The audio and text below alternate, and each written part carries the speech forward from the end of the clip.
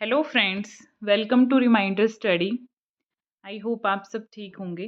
आज हम करेंगे chapter 9, the living organisms, characteristics and habitats. आज हम जो है ऑर्गेनिजम्स के बारे में पढ़ेंगे, उनके कैरेक्टरिस्टिक्स देखेंगे और उनकी हैबिटेट्स क्या क्या हैं। ठीक है, वो आज हम देखेंगे चैप्टर में। सबसे पहले ऑर्गेनिजम्स क्या होती हैं।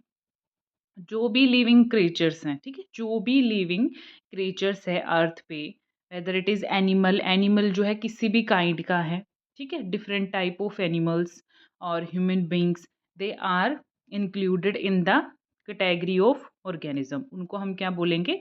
ऑर्गेनिजम्स बोलेंगे। ठीक है, तो ऑर्गेनिजम्स और उनकी सराउंडिंग जहाँ पे वो रहते हैं, ओके।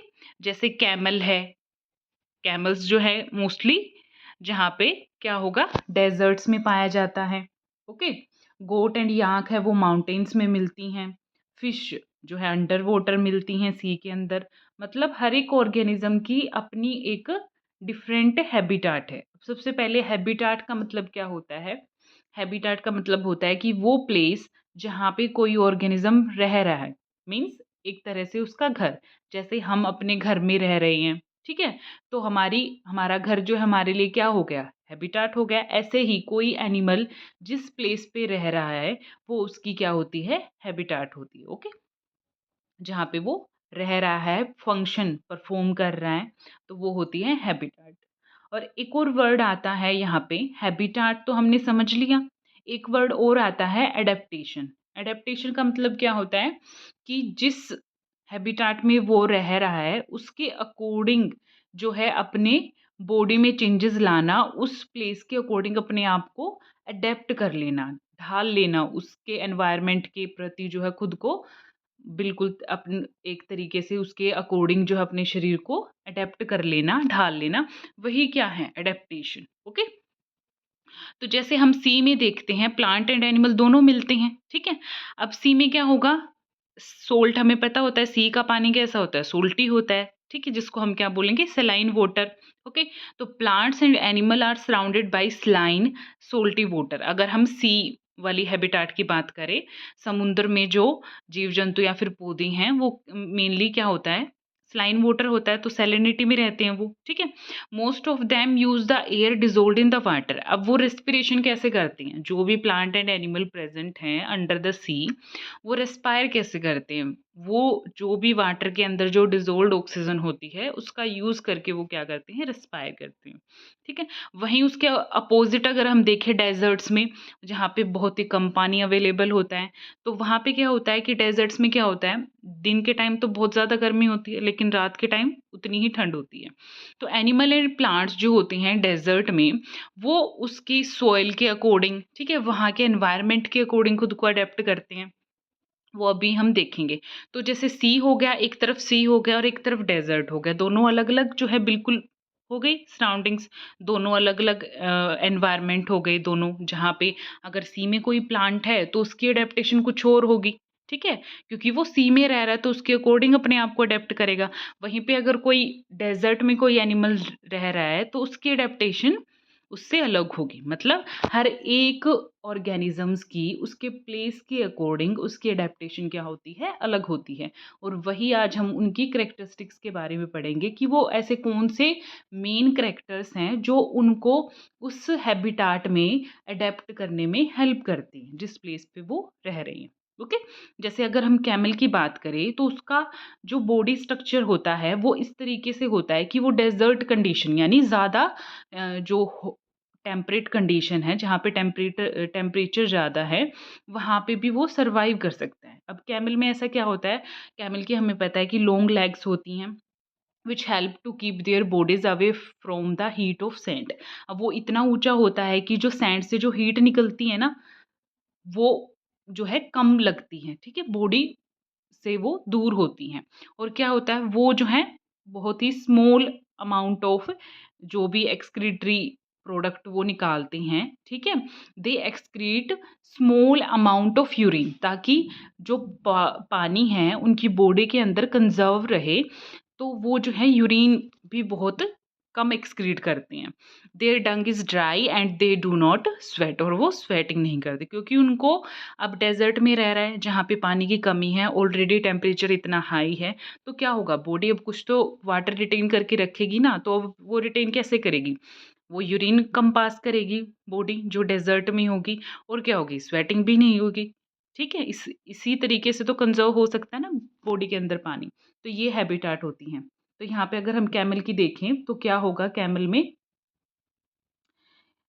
क्या होगा, they excrete small amount of urine, their dung is dry and they do not sweat. तो since camel lose very little water from their bodies and they can live for many days without the water. एक camel में होता है एक hump, उसमें होता है उनका पानी स्टोर, कि वो जो है बिना पानी के भी बहुत दिनों तक रह सकते हैं। तो ये है कैमल की एडेप्टेशन जो कि डेजर्ट में रहते हैं। ठीक है, हमें सबको पता है। उसके बाद अगर हम फ़िश की बात करें, तो बहुत सारी तरह की फ़िश होती हैं। कुछ फ़िश ऐसी होती हैं जो सरफ़ेस पे होती हैं, ठीक है? अब हमने प्रीवियस चैप्टर में पढ़ा था कि फ़िश के अंदर क्या होती है, एक उसकी स्ट्रीमलाइन्ड शेप होती है। हमने पढ़ा था ना, जो हेल्प करती है उसको स्विम करने में। अब बहुत सारी फ़िश जैसे ऑक्टोपस हो गया, स्क्विड हो गया, उनकी जो है शेप कैसी होती है, वो स्ट्रीमलाइन्ड नहीं होती। वो हमेशा बॉटम पे मिलते हैं सी के, और जब उनको स्विम करना होता है तो वो इस चीज़ को अडैप्ट कर लेती हैं, ठीक है? अब जो फ़िश है, फ़िश में क्या होते हैं, देखो हम यहाँ से पढ़ेंगे अपना जो इन्होंने दिया है। जैसे इन्होंने बोला कि there are so many kind of fish, but do you see that they all have something common, their shape, वही जो उनकी स्ट्रीमलाइन्ड शेप होती है जिस वजह से वो स्विम कर पाती हैं पानी के अंदर। अब दूसरी बात क्या है कि फिश में जो है स्लिपरी स्केल्स होते हैं उनकी बॉडी के ऊपर। अब ये स्केल्स क्या करेंगे, उस फिश को प्रोटेक्ट करेंगे and also help in easy movement through the water. दूसरी करेक्टरिस्टिक क्या है, फर्स्ट करेक्टरिस्टिक क्या आ गई फिश में, कि एक तो उनकी स्ट्रीमलाइन्ड शेप होती है, दूसरी क्या आती है कि उनके बॉडी के ऊपर जो है स्लिपरी स्केल्स प्रेजेंट होते हैं जो उसकी बॉडी को एक तो प्रोटेक्ट करेंगे, दूसरा काम क्या है, वाटर में मूवमेंट में हेल्प करेंगे, जब वो वाटर में मूव करेगी तो उसमें हेल्प करेंगे। ओके, उसके बाद फिश में क्या होती हैं, फ्लैट फिन्स होते हैं, टेल्स होते हैं, that help them to change direction and keep their body in water. Okay, मतलब कि उनकी बॉडी के ऊपर क्या होते हैं, उनकी बॉडी के ऊपर जो है फ्लैट फिन्स और टेल्स होती हैं, ठीक है, जो क्या करेंगे, उनको डायरेक्शन चेंज करने में हेल्प करेंगे और बैलेंस बना के रखेंगे पानी के अंदर। ओके, अब जो एक और इम्पोर्टेंट स्ट्रक्चर प्रेजेंट होता है फिश के अंदर, वो होती हैं गिल्स। गिल्स क्या करेंगे, जो भी पानी के अंदर डिजोल्व ऑक्सीजन है उसको यूज अप कर लेंगे। ठीक है, तो गिल्स का काम यहाँ पे क्या है, रेस्पिरेशन में। गिल्स कहाँ पे यूज होते हैं, in respiration of the fish. Okay, उसके बाद जैसे हमने देखा कि फिश जो है पानी के अंदर जो है सरवाइव कर रही है इन एडेप्टेशन से, और कैमल सरवाइव कर रहा था, उसके भी करेक्टरिस्टिक हमने पढ़े। ओके, तो यही चीज़ें आपको बताई गई हैं कि जो भी प्लेस जहाँ पे कोई ऑर्गेनिज्म रह रहा है तो वो उसका हैबिटाट होगा, और उसके अकॉर्डिंग जो उसने खुद को अडेप्ट किया है, कुछ करेक्टरिस्टिक्स जो हैं उसकी बॉडी में अडेप्ट हुए हैं, वही उसकी क्या है, एडेप्टेशन है। ठीक है, तो हैबिटाट में क्या आ जाएगा, जो भी प्लेस पे आप रह रहे हो, जैसे वहाँ पे आपको फूड मिल रहा है, पानी मिल रहा है, हवा मिल रही है, शेल्टर मिल रही है, जैसे हम अपने घर में रह रहे हैं, वो हमारे लिए क्या है, एक हैबिटाट है। अब यहाँ पे हैबिटाट जो है प्लांट एंड एनिमल की, ठीक है, दो तरीके से हम पढ़ेंगे। एक हैबिटाट होती है terrestrial. Okay, first habitat is the terrestrial and second is the aquatic. एक होती हैं टेरेस्ट्रियल, टेरेस्ट्रियल का मतलब ऐसे प्लांट और एनिमल जो लैंड पे रह रहे हैं, ठीक है, जो भूमि पे रह रहे हैं, वो वाली हैबिटाट्स कौन सी होंगी, टेरेस्ट्रियल हैबिटाट्स होंगी। अब टेरेस्ट्रियल हैबिटाट्स में एग्जाम्पल क्या इसके आ गए, टेरेस्ट्रियल हैबिटाट में एग्जाम्पल आता है आपका forest, grassland, desert, coastal, mountain region. यहाँ पे जो भी प्लांट और एनिमल्स होगा, ओके, जो भी प्लांट एंड एनिमल्स होंगे इन सभी हैबिटाट में वो कैसे होंगे, टेरेस्ट्रियल होंगे, मीन्स वो लैंड पे होंगे। ओके, उससे opposite the habitats of plant and animals that live in water, जो पानी में रहती हैं, उनको हम क्या बोलते हैं, एक्वेटिक। ठीक है। अब एक्वेटिक में क्या आ गया, लेक्स आ गई, रिवर्स आ गई, ओशन आ गई। ये सब किसके एग्जाम्पल हैं, एक्वेटिक हैबिटेट के। ओके, तो यहाँ पे वेरिएशंस हैं अमंग टेरेस्ट्रियल हैबिटेट में भी, लाइक फॉरेस्ट में, ग्रासलैंड में। अब ऐसा तो नहीं है ना कि फॉरेस्ट का जो मतलब सराउंडिंग है, उसका जो इकोसिस्टम है वो एक जैसा है ग्रासलैंड के। अब इनमें भी वेरिएशन आती हैं, ठीक है। Forest, grassland, desert, coastal and mountain region, इनके टेम्परेचर में भी डिफरेंस आता है, इनके एटमॉस्फेयर में भी डिफरेंस आता है।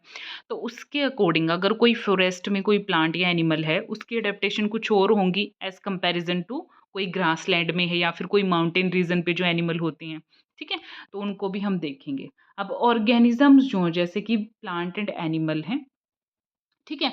अब यहाँ पे दो टाइप के कंपोनेंट होते हैं आपके किसी भी हैबिटेट में, whether it is in terrestrial और एक्वेटिक। तो यहाँ पे दो टाइप के कंपोनेंट्स आते हैं, एक आते हैं आपके बायोटिक और दूसरे आते हैं आपके एबायोटिक। अब इन दोनों का मतलब क्या है, बायोटिक यानी कि बायो, बायो का मतलब लिविंग थिंग्स, जहाँ पे लिविंग थिंग्स होंगी वो होंगे आपके क्या, बायोटिक कंपोनेंट्स, जैसे कि प्लांट्स एंड एनिमल्स। ओके, और एबायोटिक क्या होंगे, जहाँ पे नॉन लिविंग थिंग्स होंगी, ठीक है, जिनमें कोई रेस्पिरेशन प्रोसेस नहीं है, कोई लाइफ नहीं है, जैसे कि रॉक्स हो गई, सोयल हो गया, एयर हो गया, वाटर हो गया, ये सारे क्या हैं, ये बायोटिक कंपोनेंट है। ओके, उसके बाद हम बात करते हैं, एक यहाँ पे जर्मिनेशन का दिया गया है, सिंपल सा एक आपको एक्टिविटी बताई गई है कि इस जर्मिनेशन से क्या दिखाया गया है कि प्लांट क्या है, एक लिविंग थिंग है, कि वो जर्मिनेट करता है और एक नया प्लांट जो है प्रोड्यूस करता है। जैसे हमने सबसे फर्स्ट वाले चैप्टर में, चैप्टर 1 में हमने बात की थी ना, जर्मिनेशन ऑफ द सीड की, स्प्राउटेड सीड की। जब वो स्प्राउटेड होता है, वाइट वाइट सा जो निकलता है, उसी से फिर क्या निकलती है, एक सीढ़ी, तो अलग से एक सीढ़ी तो बनती है ना, जहाँ से वो स्प्राउट करता है, जर्मिनेट करता है। तो वही बात यहाँ पे बताई गई है आपको कि एक जर्मिनेशन प्रोसेस के थ्रू जब वो जर्मिनेट करता है कोई सीड, ठीक है, स्प्राउटेड होती है, तो उससे एक नया प्लांट बनता है। इसका मतलब क्या है, वो एक लिविंग है, क्योंकि प्रोड्यूस रिप्रोड्यूस तो वही कर सकता है ना जो लिविंग थिंग है। तो प्लांट क्या है, एक लिविंग थिंग है। ओके, क्योंकि वो सर्वाइव कर रहे हैं। अब यहाँ पे सबसे पहले देखते हैं हम टेरेस्ट्रियल हैबिटेट्स में, ठीक है। उसमें सबसे पहले आता है अब डेजर्ट का। जैसे हमने डेजर्ट में कैमल के बारे में पढ़ा कि उसमें किस तरह की अडेप्टेशन होती है, लॉन्ग लेग्स होती हैं, ठीक है, और वो जो है कम अमाउंट में जो है यूरिन पास करता है। अब यहाँ पे कुछ और एग्जांपल दिए गए हैं, जैसे रैट्स हो गए, स्नेक्स हो गए। अब इनमें लॉन्ग लेग्स तो नहीं हो सकती, ठीक है, लेकिन इन ये अडेप्ट किस तरीके से करती हैं, ये जो है ब्यूरो बना लेती हैं, छोटे छोटे होल बना लेती हैं सैंड में, और वहाँ पे जो है ड्यूरिंग द डे स्टे करती हैं, पूरा दिन जो है उन ब्यूरोज में रहते हैं स्नेक और रैट्स। जब रात होती है तो बाहर निकल आती हैं, ठीक है। तो ये इस तरीके से अपनी बॉडी को प्रोटेक्ट करते हैं हीट से डेजर्ट में। ओके, उसके बाद ये तो बात हो गई स्नेक एंड रैट जो है एनिमल्स की, कि वो क्या करती हैं, ब्यूरोज बना लेती हैं deep in the sand and protect them from the heat. अगर वहीं पे प्लांट की बात करें कि जो डेजर्ट प्लांट है वो कैसे खुद को अडेप्ट करते हैं, वो कैसे इतनी हीट को जो है मतलब टोलरेट कर सकते हैं। तो डेजर्ट प्लांट भी, उनमें सबसे पहली बात क्या होती है, lose very little water through transpiration. इनमें जो ट्रांसपिरेशन प्रोसेस होती है ना वो बहुत स्लो होती है, वहाँ पे जो पानी निकलता है ना वो बहुत कम निकलेगा लीव्स से। The leaves in the desert plant are इधर एब्सेंट, वेरी स्मॉल, और they are in the form of spine. तो लीव्स कैसी होंगी डेजर्ट प्लांट में, या तो एब्सेंट होंगी, होंगी तो बहुत छोटी होंगी, और किस फॉर्म में होंगी, ऐसे स्पाइंस की फॉर्म में होंगी, ऐसे ना होके कैसी होंगी, ऐसे स्पाइंस की फॉर्म में होंगी। Okay, and this help in reducing loss of water from the leaves through transpiration. तो यहाँ पे अगर हम कैक्टस का प्लांट देखते हैं ना, आपने देखा होगा पिक्चर में, अगर रियल में नहीं देखा तो पिक्चर में देखा होगा, कैक्टस का प्लांट कैसा होता है, एक ऐसा लंबा सा होता है और उसके ऊपर जो है ऐसे हमें, जैसे ये है, और उसके ऊपर ऐसे कांटे से दिखते हैं, और वो जो कांटे से है ना वो स्पाइन से दिखते हैं, वही क्या है उसकी, वो लीव्स टाइप स्ट्रक्चर है, जो क्या करती है, उनको लॉस ऑफ वाटर नहीं होने देती, ठीक है, कंजर्व करके रखती है वाटर को। ओके, और यहाँ पे जो फोटोसिंथेसिस, मेन बात क्या है कि जो फोटोसिंथेसिस होता है ना डेजर्ट प्लांट में, वो लीव्स ना करके कौन परफॉर्म करता है, स्टेम परफॉर्म करता है। ओके, स्टेम के थ्रू जो है फोटोसिंथेसिस प्रोसेस होती है, और इनका स्टेम के ऊपर जो है एक थिक वैक्सी लेयर होती है, जो फर्दर क्या करती है, वाटर को रिटेन करके रखती है, वाटर को लॉस नहीं होने देती। Most desert plant have roots that go very deep into the soil for absorbing okay. तो ये थी डेजर्ट प्लांट की एडेप्टेशन। क्या क्या पढ़ी हमने? सबसे पहले तो इसमें जो ट्रांसपीरेशन के थ्रू जो वाटर लॉस होगा वो बहुत कम होगा। सेकंड, इसमें जो लीव्स होती हैं या तो एब्सेंट होती हैं, होंगी तो स्पाइंस की फॉर्म में होंगी। थर्ड, कि इनमें जो फोटोसिंथेसिस होता है वो स्टेम पर फॉर्म करता है, और स्टेम के ऊपर जो है थिक वैक्सी लेयर होती है जो रिटेन करती है पानी को। और बहुत सारे डेजर्ट प्लांट क्या होते हैं जिनकी रूट्स जो है वेरी डीप होती हैं सोइल में, ताकि ज़्यादा से ज़्यादा वो पानी को क्या कर सके, अच्छे से अब्जॉर्ब कर सके। ओके, क्योंकि उनको जो है पानी रिटेन करना है, क्योंकि ऊपर का टेम्परेचर बहुत ज़्यादा है तो पानी इजली एवोपरेट हो रहा है ट्रांसपिरेशन में, तो उनको पानी क्या करना है, कंजर्व करके रखना है। तो ये थी आपके डेजर्ट के प्लांट और एनिमल्स की आपकी अडेप्टेशन। उसके बाद हम बात करते हैं माउंटेन रीजन्स, जहाँ पे ज़्यादा ठंड पाई जाती है माउंटेन्स में, तो वहाँ पे प्लांट और एनिमल खुद को कैसे अडेप्ट करते हैं। ठीक है, तो हमने देखा होगा कि जो माउंटेन रीजन होती हैं वहाँ पे number of variety of plant and animals होते हैं। अगर आप कभी माउंटेन पे गए हो या फिर नहीं भी गए हो, आपने किसी पिक्चर में देखा है या फिर न्यूज़पेपर में देखा है, तो आपने देखा होगा कि वहाँ पे जो प्लांट्स होती हैं उनकी शेप कैसी होती है, ऐसे कोन टाइप्स शेप होती है। सबसे पहले तो प्लांट की जो शेप मिलेगी माउंटेन रीजन में वो कैसी होगी, कोन टाइप होगी। अब इसका सबसे मेन रीज़न क्या है? एक तो ये जो कोन टाइप स्ट्रक्चर होता है, एक तो जो बर्फ़ होती है वो ईज़िली जो है वो नीचे चली जाती है, प्लांट पे नहीं रहती। ठीक है? सबसे मेन काम यही है इसका। ठीक है? और दूसरा क्या होता है, दूसरा आता है आपका, ये जो है स्लोपिंग ब्रांचेस होती हैं। एक तो कोन शेप्ड होगा, ट्री जो क्या होंगे नॉर्मली कोन शेप्ड के होंगे, और कैसी होंगी, स्लोपिंग ब्रांचेस होती हैं। दूसरा, इनमें जो लीव्स होती हैं वो कैसी होती हैं, निडल लाइक होती हैं। ठीक है, this help the rain water and snow to slide off easily. Okay, तो यहाँ पे ट्री की जो अडेप्टेशन होती है वो क्या होती है, एक तो ये कोन शेप्ड के होते हैं, माउंटेन रीजन में जो ट्रीज होंगे वो कैसे होंगे, कोन शेप के होंगे। दूसरा क्या होगा, इनकी लीफ जो होती हैं वो कैसी होती है, नीडल लाइक स्ट्रक्चर होता है इनका। अब ऐसी शेप क्यों है इनकी, इनकी शेप ऐसी इसलिए है कि जो भी, क्योंकि बारिश भी यहाँ पे ज़्यादा मात्रा में होती है, तो जो भी रेन वाटर होगा और जो भी स्नो वगैरह होगी वो ईजिली से नीचे चली जाए, प्लांट पे ठहरे ना, तो इसलिए इनकी शेप जो है ऐसी इस तरीके की होती है। ओके, उसके बाद अगर हम एनिमल की बात करें जो माउंटेन रीजन पे होते हैं, वो भी खुद को अडेप्ट करते हैं बहुत तरीके से। तो एक तो सबसे मोस्ट कॉमन क्या है कि इनकी स्किन कैसी होगी, बहुत थिक होगी, जो हीट प्रोवाइड करेगी, थिक स्किन। और फुर होंगे इनकी बॉडी पे, मतलब लंबे लंबे बाल होंगे, बहुत फुर होंगे जो प्रोटेक्ट करते हैं इनको कोल्ड से, हीट बना के रखते हैं बॉडी में। उसके बाद जैसे आपने देखा होगा याक, याक में क्या होते हैं, लॉन्ग हेयर्स होते हैं to keep them warm. Snow leopard has thick fur होता है ऑन इट्स बॉडी।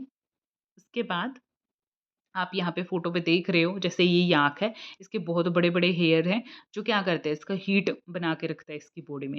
यहीं पे आप इसको लोइन को भी देख पा रहे हो। उसके बाद इनमें क्या होता है, फिट एंड टोज। ठीक है, फिट एंड टोज पे होते हैं fur. This protect its feet from the cold when it walks on the snow. तो फुर फिट एंड टोज पे होने का मतलब क्या है, ये फर्दर उसको कोल्ड से प्रोटेक्ट करेगा। अब जो माउंटेन गोट होती है उसमें स्ट्रॉन्ग हूव्स होते हैं। स्ट्रॉन्ग हूव्स, हूव्स का मतलब क्या है कि उनके पैरों के आगे ना एक ब्लैक टाइप का एक कवरिंग सा स्ट्रक्चर होता है। ठीक है, जो उनको प्रोटेक्ट करता है, किससे, स्नो से प्रोटेक्ट करेगा, to running up the rocky slopes of the mountain. जो हूफ्स यहाँ पे जो है, हूफ्स का काम क्या है, जो भी स्लोपी माउंटेन्स होती हैं ना उन पे जब वो भागती हैं तो उनसे जो है प्रोटेक्ट करती हैं, ताकि उनको कोई हार्म ना हो चलते टाइम। ठीक है, हार्ड रॉकी सब सरफेस पे चलते टाइम। तो हूफ्स प्रेजेंट होते हैं किसमें, माउंटेन गोट में। हूफ्स क्या, बेसिकली जो पैर होता है ना, पैर के आगे वाले हिस्से पे, फ्रंट वाले हिस्से पे जो ब्लैक टाइप जो एक स्ट्रक्चर होता है, बहुत ही हार्ड सब्सटेंस का होता है, जो उनको प्रोटेक्ट करता है रॉकी सरफेस पे। ओके, उसके बाद आते हैं आपके ग्रासलैंड्स। ग्रासलैंड में हमें पता है कि लोयन हो गया।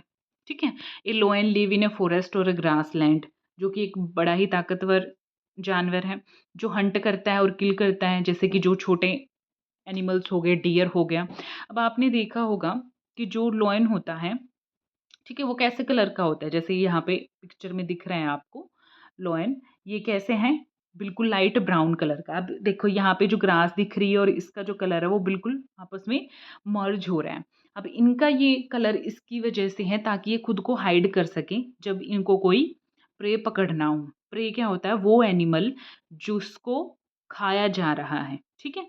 तो वो होता है प्रे, और एक होती हैं प्रीडेटर्स जो उसको हंट करेगा। जो एनिमल हंट करेगा वो तो प्रीडेटर, और जो हंट होगा मतलब जो शिकार बनेगा वो क्या होगा? प्रे होगा।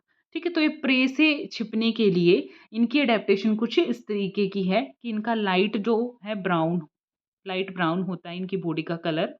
ठीक है, इनकी आईज जो है हेड के बिल्कुल फ्रंट में होती है ताकि ये अपने प्रे को जो है दूर से ही क्या कर सके? लोकेट कर सके। दूसरा क्या होता है, इनकी फ्रंट लेग्स में जो है बड़े बड़े क्लोज होते हैं ताकि इनकी ग्रास्पिंग जो है अच्छे से हो सके। ठीक है, तो ये हैं आपके लॉइन के कुछ कैरेक्टरिस्टिक्स। दूसरा आता है जो प्रे बनते हैं, जैसे कि डियर। अब डियर क्या होगा? हंट होगा, शिकार बनेगा किसका? लॉयन का। तो डियर खुद को कैसे प्रोटेक्ट कर सकता है? उसकी अडेप्टेशन क्या है? एक तो इनके अंदर जो डियर होता है, इनके अंदर जो है स्ट्रॉन्ग टिथ होते हैं, क्योंकि हमें पता है कि डियर क्या है? हर्बीवोरस है। हर्बीवोरस ऑर्गेनिज्म है ना, प्लांट्स खाता है। तो ये क्या करेगा? इनके अंदर जो है स्ट्रॉन्ग टिथ होंगे जो हार्ड प्लांट स्टेम को च्यू करने में हेल्प करेगा। दूसरा क्या होता है कि इनके जो है लॉन्ग ईयर्स होते हैं, बड़े बड़े कान होते हैं, ताकि इनको दूर से ही, अगर दूर से कोई प्रीडेटर आ रहा है तो इनको उनकी मूवमेंट कोई सेंसेशन हो जाए। ठीक है, लॉन्ग ईयर्स होंगे। और थर्ड पॉइंट क्या है कि इनकी जो आईज होती है ना वो हेड के साइड में होती है, फ्रंट में नहीं होती। जैसे लोइन की फ्रंट में होती है, इससे अपोजिट डियर की जो आईज होती हैं वो कैसी होती है? उनकी कॉर्नर्स पे होती है ताकि वो जो है सभी डायरेक्शन में देख सकें। और फोर्थ क्या है? आपने देखा होगा बहुत बारी कि डियर जो है वो भागता बहुत स्पीड से है। ठीक है, उसकी स्पीड बहुत ज़्यादा होती है। तो जिससे यही स्पीड क्या हेल्प करती है उसको किसी प्रीडेटर से बचाने के लिए। ओके, तो ये अडेप्टेशन थी किसकी? डियर की। और ये ग्रासलैंड में एग्जाम्पल आ गया आपका किसका? लोएन का एंड डियर का। उसके बाद एक्वेटिक हैबिटेट्स की बात कर लेती हैं, जैसे कि ओशन हो गया। ठीक है, ओशन के अंदर क्या हम किसको पढ़ेंगे? जैसे फिश हो गया, कुछ सी एनिमल्स हो गए। ठीक है, जो इजिली पानी में मूव करते हैं किसकी हेल्प से? Due to their streamlined body shape. तो यहाँ पे कुछ एनिमल्स ऐसे होंगे, जैसे मैंने अभी बताया था कि स्क्विड्स हो गया और ऑक्टोपस हो गया। उनकी शेप कैसी होगी? अब ऑक्टोपस की आपने वेल नोन हो, ऑक्टोपस की शेप जो है ऐसी होती है, उनकी कोई स्ट्रीमलाइंड शेप नहीं होती। तो इसका कारण क्या है कि वो बॉटम पे रहते हैं, समुद्र के बहुत नीचे पाए जाते हैं ऑक्टोपस और स्क्विड्स, जिसकी वजह से उनकी शेप क्या होती है? स्ट्रीमलाइन नहीं होती। लेकिन जब उनको स्विम करना होता है तो खुद को मॉडिफाई कर लेती हैं टू स्ट्रीमलाइन देयर बॉडी। तो these animals have gills to help them use oxygen dissolve in the water. तो जो भी ओशन के अंदर जो भी एनिमल्स होगा उनके अंदर गिल्स होती हैं जो हेल्प करता है, जो भी पानी के अंदर क्या होंगी?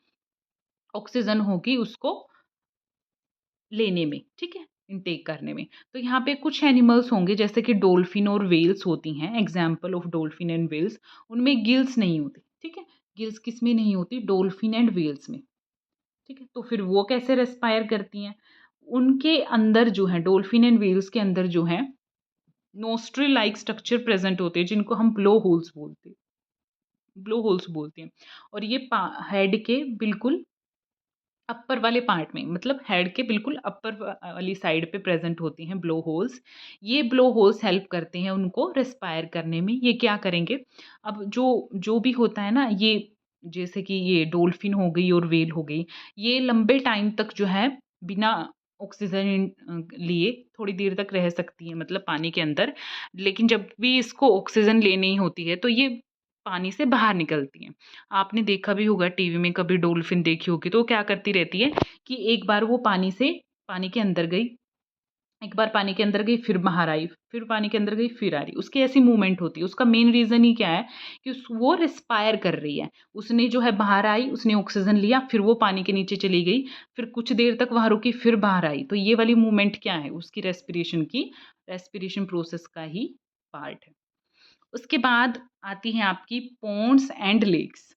अब इनमें किस तरीके से जो है एडेप्टेशन होती है प्लांट एंड एनिमल की, पोन्स एंड लेक्स में, एनिमल्स की, ओ सॉरी प्लांट्स की। तो प्लांट्स की बात करते हैं यहाँ पे। यहाँ पे क्या होगा? कुछ प्लांट ऐसे होंगे जिनकी रूट्स जो है फिक्स्ड होती है सोइल में, बिल्कुल जैसे कि यहाँ पे आपको फोटो में दिखाया गया है। ये वाला प्लांट आप ले लीजिए, इसकी जो रूट्स हैं वो बिल्कुल पानी सोइल के अंदर हैं।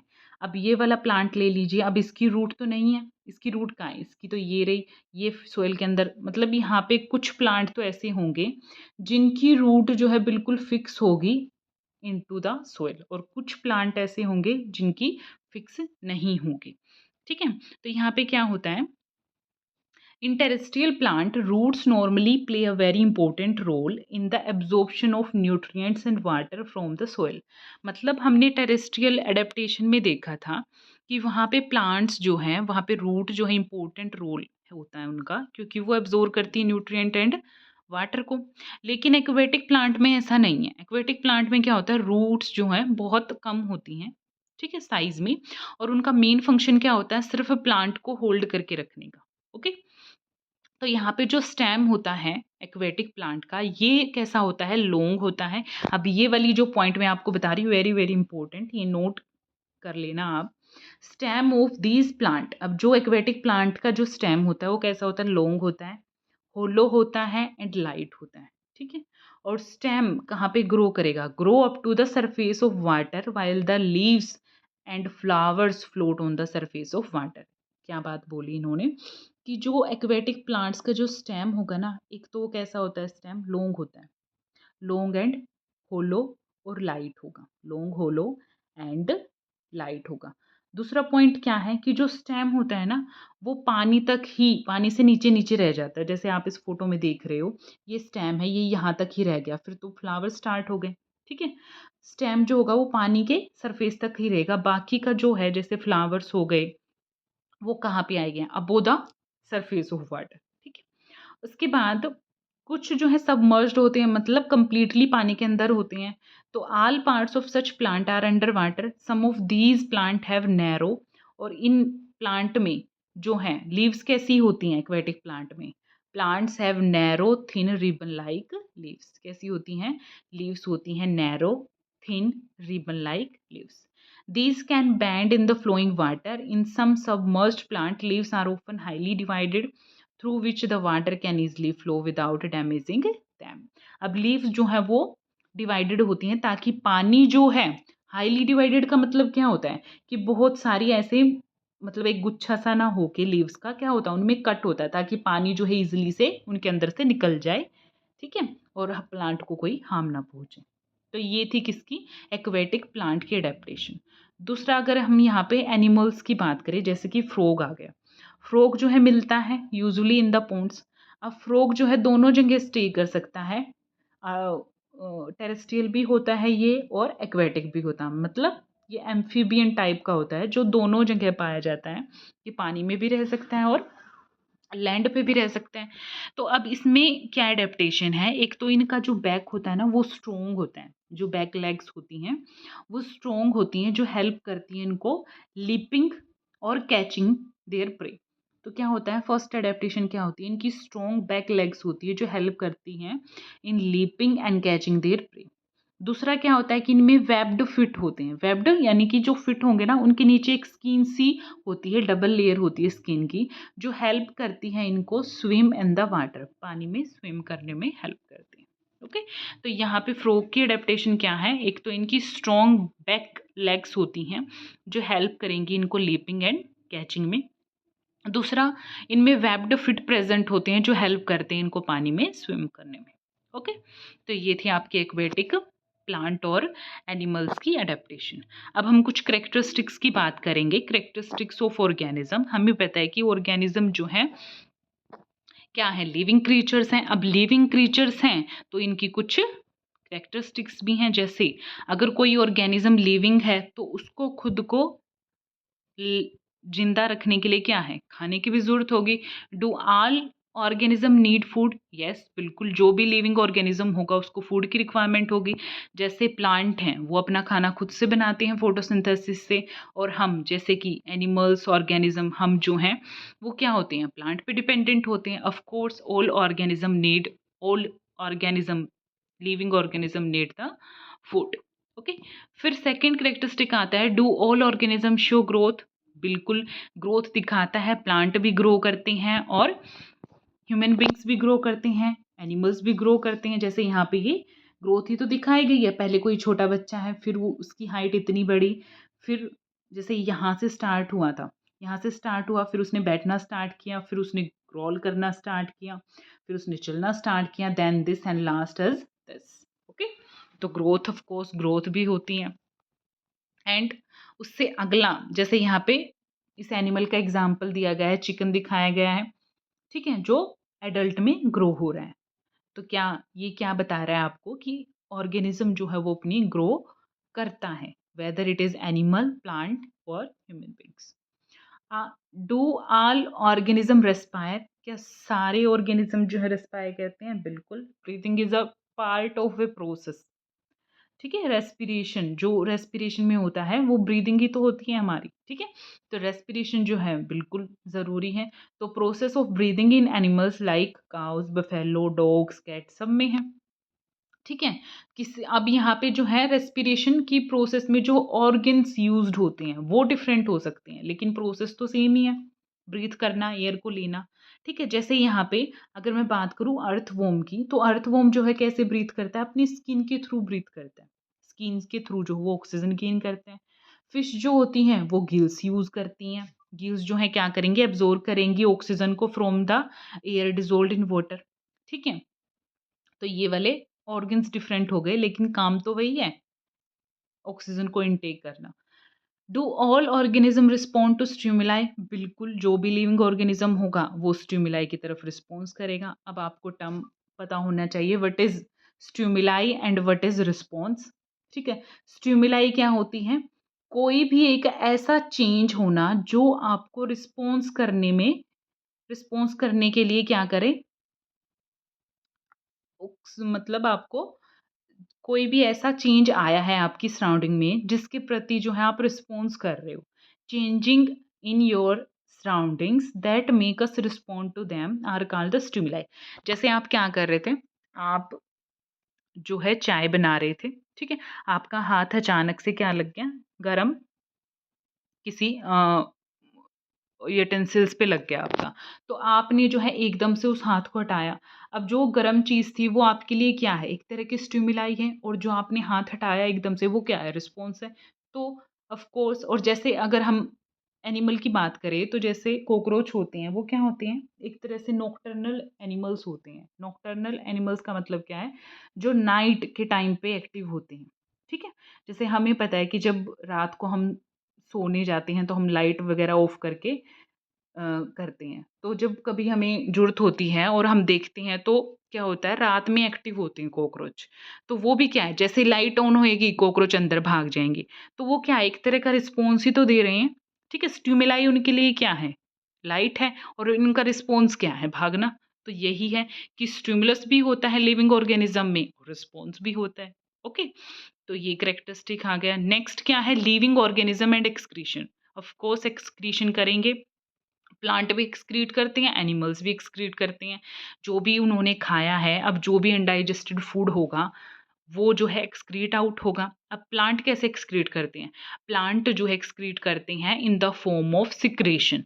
अभी आपने देखा होगा ना, प्लांट के बाहर वाली सरफेस पे कुछ वैक्सी वैक्सी सा लिक्विड निकल के आता है, ठीक है, कुछ पानी सा निकल के आ रहा है। अब वो क्या है? वो एक्सक्रीटरी प्रोडक्ट ही है। और एनिमल्स में तो प्रॉपर एक पूरा सिस्टम होता है एक्सक्रीटरी प्रोडक्ट का, ठीक है। तो एक प्रॉपर एक्सक्रीशन होता है प्लांट्स में भी और एनिमल्स में भी। Do all organism reproduce their own kind? Yes, reproduce करते हैं प्लांट से। जैसे प्लांट का अगर हम एग्जांपल लें तो वहाँ पे क्या होता है कि हमने कुछ डाला, एक सीड से जो है नया प्लांट बन गया, या फिर हमने ग्राफ्टिंग प्रोसेस की हेल्प से कुछ उगाया, कि हमने जो है किसी का स्टेम काट के लगा दिया और वहाँ से नया प्लांट उग गया। तो प्लांट भी जो है रिप्रोड्यूस करते हैं, और एनिमल्स भी रिप्रोड्यूस करते हैं, और ह्यूमन बींग्स भी करते हैं। ओके, जैसे यहाँ पे बर्ड्स जो है, ये आपको बर्ड्स दिखाया गया है और यहाँ पे नेस्ट दिखाया गया है, ये रिप्रोड्यूस ही तो कर रहा है, ठीक है। अब यहाँ पे दो टाइप के रिप्रोडक्शन होते हैं, एक होता है ऑर्गेनिज्म, दो टाइप के ऑर्गेनिज्म जो हैं होते हैं जो रिप्रोड्यूस करते हैं। एक होते हैं ओवीपेरस और दूसरे होते हैं वीवीपेरस। ओवीपेरस कौन से होंगे? जो ओवा मतलब जो एग लेइंग करेंगे, ठीक है, वो एनिमल्स जो एग लेइंग करेंगे। और विविपेरस कौन से होते हैं, जो सीधा जो है यंग वंस, मतलब सीधा एक यंग वन को बर्थ देते हैं, वो होते हैं विविपेरस। तो ओविपेरस में एग्जाम्पल आ जाएगा आपका बर्ड्स का, ठीक है। बर्ड्स में अब डिफरेंट टाइप, जैसे ये वाला आपको दिखाया गया है, कोयल का दिखाया गया है। उसके बाद अगर विविपेरस में बात करें तो काऊ आ गई, कैट आ गया, डॉग आ गया, ओके, और ह्यूमन बींग्स। उसके बाद डू ऑल ऑर्गेनिज्म मूव, क्या हर ऑर्गेनिज्म मूव करता है? बिल्कुल करता है। जैसे प्लांट की अगर हम बात करें, वो एक प्लेस से दूसरे प्लेस तो मूव नहीं कर सकते, लेकिन उनके अंदर जो रूट्स होती हैं, रूट्स क्या करती हैं, सोइल में से पानी और मिनरल्स और जो भी उनको इनटेक करना होता है, फूड जो सिंथेसाइज्ड होता है लीव्स में, तो वो अंदर अंदर मूवमेंट में होता है, ठीक है। अदर पार्ट्स को भी चाहिए होता है, तो पानी और मिनरल्स रूट ने लिया, और रूट से फिर स्टेम में गया, स्टेम से लीव्स में गया, अपर पार्ट तक गया, मतलब वो उसमें इंटरनल मूवमेंट होती है। वैसे कोई एक प्रॉपर मूवमेंट नहीं होती प्लांट में, लेकिन इंटरनल मूवमेंट होती है वाटर, मिनरल्स एंड फूड की। उसके बाद जो भी नॉन लिविंग थिंग्स है वो तो हमें पता ही है मूव करती हैं, ह्यूमन बींग्स, एनिमल्स, ठीक है, उनमें तो प्रॉपर एक सिस्टम होता है मूव करने के लिए, ओके। तो ये था आपका करेक्टरिस्टिक्स। अब करेक्टरिस्टिक्स में हमने क्या क्या पढ़ा, आपको दोबारा मैं रिवाइज करवा देती हूँ।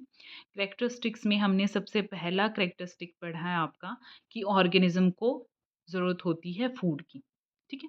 All organism needs food, all organism show the growth, all organism respire, ठीक है, all organisms respond to stimuli, all organism excrete, reproduce, ठीक है। मतलब जो भी लिविंग ऑर्गेनिज्म होगा उनमें क्या क्या करेक्टरिस्टिक होगी, रिप्रोडक्शन होगी, एक्सक्रीशन होगा, रेस्पिरेशन होगा, ठीक है।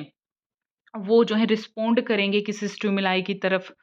तो ये करेक्टरिस्टिक्स हैं आपकी किसकी, लिविंग ऑर्गेनिज्म की। अब लास्ट में क्वेश्चन ये आपसे पूछता है, what then is life.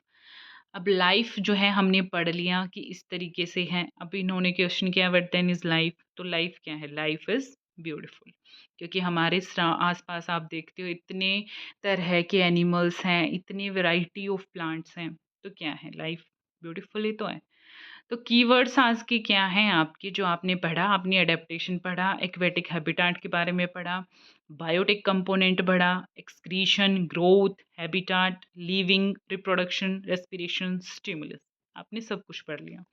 And all is very important, जो भी मैं आपको बोलती हूँ उसको साथ साथ नोट करते चलिए, ताकि आप जब रिवीजन करने बैठे तो आपको बुक खोलने की ज़रूरत ना पड़े, आपने जो है सिर्फ एक क्विक रिवीजन हो सके आपका, ओके। तो ये था आज का आपका चैप्टर 9 जो हमने कर लिया है कंप्लीट। एक टर्म और आती है इसमें, वो होती है एक्लीमेटाइजेशन। इसका मतलब क्या है, एक तो होता है प्रॉपर एडेप्टेशन। अब जैसे हम अपने किसी भी प्लेस ऐसा है जिसमें हमने अपनी बॉडी को पूरे कंप्लीट तरीके से अडेप्ट कर लिया है, वो तो होता है एडेप्टेशन, ठीक है। हमारी बॉडी ने मतलब बहुत टाइम लगा है उसको अडेप्ट करने में, लेकिन अब कंप्लीट वो जो है ढल चुकी है उस गिवन एनवायरनमेंट के अकॉर्डिंग।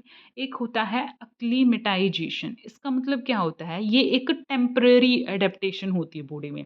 जैसे आप कभी माउंटेन्स पे गए हो, आपने सोचा कि मैं 2-3 दिन जो है स्टे करके आऊँगा माउंटेन्स पे, तो क्या होता है, आप जब शुरू में जाते हो तो आपको बड़ी प्रॉब्लम होती है, आपको ब्रीदिंग में प्रॉब्लम होती है, आपको वीकनेस फील होती है, ठीक है। लेकिन जब आप वहाँ पे 2-3 दिन लगातार रह रहे हो, तो थर्ड डे आपको लगता है कि यार अब तो मतलब बिल्कुल सब कुछ ठीक है। तो वही क्या है कि एक्लिमेटाइजेशन क्या होता है, एक टेम्पररी शॉर्ट पीरियड के दौरान जो आपकी बॉडी में चेंजेस हुए हैं उस गिवन सराउंडिंग को अडेप्ट करने में, वही प्रोसेस क्या है आपकी, एक्लीमेटाइजेशन है, ठीक है। Such small changes that takes place in the body of a single organism over short period to overcome small problem due to change in the surrounding is known as acclimatization, okay। तो ये थी आपका आपका chapter, ये हो चुका है complete. इसको पढ़िएगा और इसके नोट्स बनाइएगा साथ में, ठीक है। सो अगर आपको वीडियो पसंद आई है तो वीडियो को लाइक कीजिए, शेयर कीजिए और चैनल को सब्सक्राइब कीजिए। And take care, thank you so much.